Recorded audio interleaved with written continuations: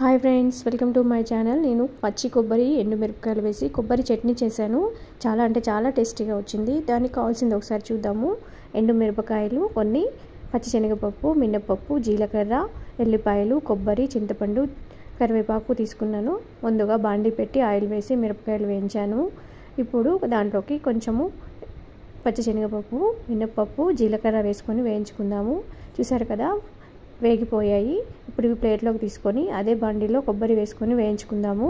ఒక 5 మినిట్స్ వేయించుకుంటే సరిపోతుంది. చూసారు కదా, ఫ్రై అయిపోయింది. ఇప్పుడు స్టవ్ ఆఫ్ చేసుకుని ముందుగా వేయించుకున్న మిరపకాయల్ని, కొన్ని ఎల్లిపాయలు, సాల్ట్ వేసుకొని మిక్సీ పట్టుకుందాము. చూసారు కదా, ఇలా మిక్సీ పట్టుకొని పచ్చి కొబ్బరి వేసి దాంట్లో కొంచెం చింతపండు, కొంచెం వాటర్ పోసుకొని మిక్సీ పట్టుకుందాము.